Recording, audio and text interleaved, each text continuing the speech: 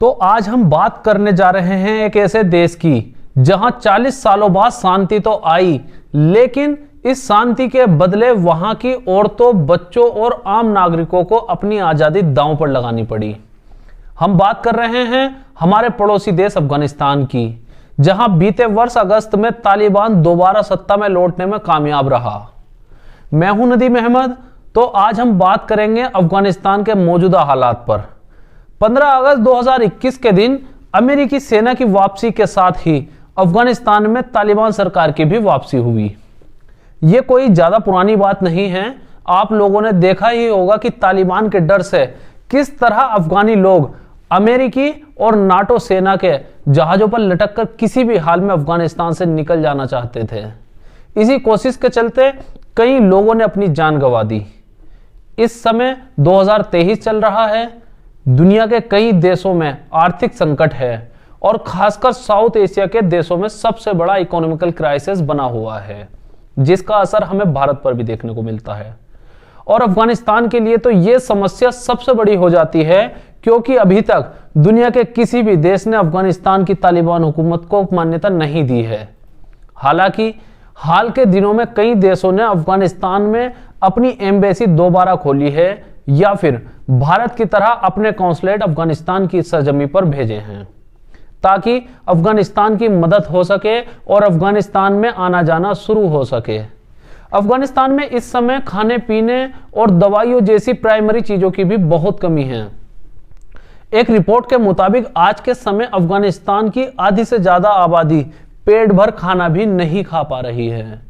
लोग अपने परिवार को पालने के लिए अपने शरीर के अंग तक बेचने को मजबूर हैं। हालांकि ये मानवाधिकारों का हनन है, जिसको लेकर संयुक्त राष्ट्र ने भी गहरी चिंता जताई है। यूएन के प्रवक्ता ने कहा कि तालिबान की कुछ कंडीशंस के चलते संयुक्त राष्ट्र की संस्थाओं को मदद पहुंचाने में काफी दिक्कतें आ रही हैं। ये तो थे अफगानिस्तान के मौजूदा हालात। अब बात करते हैं अफगानिस्तान में महिलाओं के अधिकार की।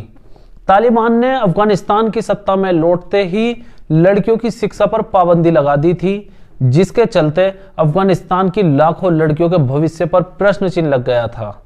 तालिबान की इन्हीं हरकतों की वजह से कोई भी देश तालिबान सरकार को स्वीकार करने से बच रहा है।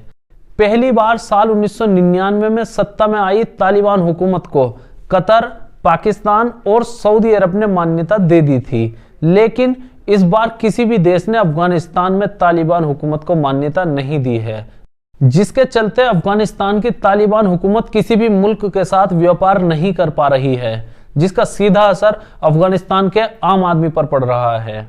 अफगानिस्तान की करेंसी लगातार गिर रही है। अफगानिस्तान के पास से डॉलर के भंडार भी लगभग खत्म होने की कगार पर है, लेकिन तालिबान हुकूमत किसी भी तरह से झुकने को तैयार नहीं है। हालांकि इसी महीने की शुरुआत में तालिबान सरकार ने लड़कियों की 5वीं तक की पढ़ाई शुरू करने की घोषणा की थी, लेकिन इसी के साथ कुछ शर्तें भी लगाई थी कि लड़कियों को इस्लामी कानून के हिसाब से ही पढ़ाई करनी होगी।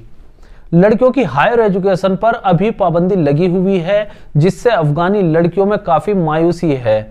इसके अलावा अफगानिस्तान की महिलाएं भी बिना पुरुष के बाहर नहीं जा सकती, जिससे अफगानी महिलाओं पर बहुत नेगेटिव असर पड़ रहा है। इसके लिए अफगान औरतों ने तालिबान के खिलाफ प्रोटेस्ट भी किए हैं। हालांकि तालिबान जैसी तानाशाही वाली हुकूमतों पर प्रोटेस्ट का ज्यादा असर नहीं होता है। तालिबान हुकूमत का कहना है कि हम लड़कियों की शिक्षा के लिए बेहतर माहौल तैयार कर रहे हैं। जल्द ही अफगान छात्राएं कॉलेज यूनिवर्सिटी में लौटेंगी। तो देखते हैं आगे अफगानिस्तान में क्या होता है। फिलहाल तो कुछ भी कहना मुश्किल है। आपका अफगानिस्तान पर क्या विचार है, कमेंट बॉक्स में जरूर बताएं।